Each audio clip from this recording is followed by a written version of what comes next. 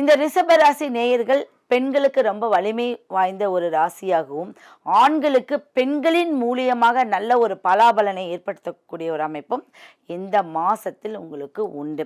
இப்ப ஏப்ரல் ஒவ்வொரு மாதத்திற்கும் ஒவ்வொரு சிறப்புகள் உண்டு. ஆனா மாதம் வரக்கூடிய ஒரு திதிகளுக்கும் ஒவ்வொரு நட்சத்திரத்துக்கும் ஒவ்வொரு வலிமைகள் நம்மளுக்கு உண்டு பண்ணி கொடுத்துருக்காங்க. இப்போ பங்குனி மாசத்துல என்ன பங்குனி உத்திரம் இருந்துச்சு இல்லைங்களா? இப்படி ஒவ்வொரு மாசத்துக்கும் ஒவ்வொரு விசேஷங்களும் ஒவ்வொரு கடவுளுக்கும் நல்ல ஒரு அமைப்பையும் ஏற்படுத்திக்கக்கூடிய விஷயங்கள் இருக்கு.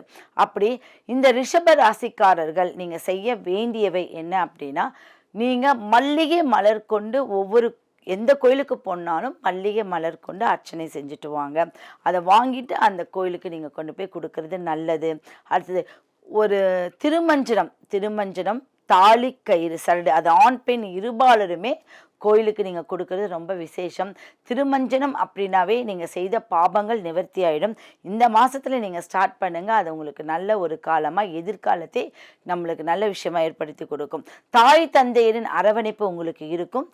வராத சொத்துகள் வரும். தீராத பிரச்சனைகள் தீரக்கூடிய அமைப்பு இருக்குது. உடல் ஆரோக்கியத்தில் கவனம் இருக்கணும். வயிறு சார்ந்த பிரச்சனையில் கவனம் இருக்கணும். ஷோல்டர் பெயின் உங்களுக்கு அதிகமாக வலி கொடுக்காம பார்த்துக்கணும். அப்படி இருந்தால் உடனடியாக தீர்வு காண்பது ரொம்ப ரொம்ப முக்கியமான ஒரு விஷயம்.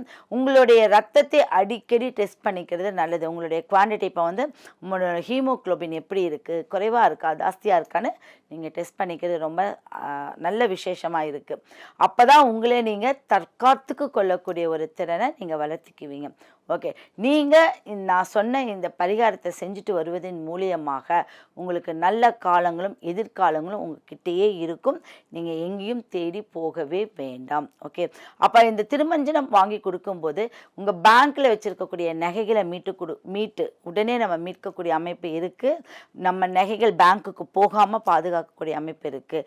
யார்கிட்டையும் கடிஞ்சு பேசாதீங்க. உங்களுடைய இனிமையான ஒரு அமைப்பை இனிமையாகவே கொண்டு போங்க. நல்ல நாளாக உங்களுக்கு இந்த மாதம் நல்ல விசேஷமான மாதமாக அமையறதுக்கு இருக்குது. இதில் சித்திரையும் வருவதனால் சித்திரை மாதத்திற்கு உண்டான பலாபலன்கள், அதற்கு இருக்கக்கூடிய சிறப்புகள் எல்லாம் தெரிஞ்சு உங்களுக்கு என்ன தெரியுமோ அதை பற்றி சொல்லிட்டு வாங்க. 4 பேர்த்துக்கு நல்ல விஷயங்களே நடக்கும்.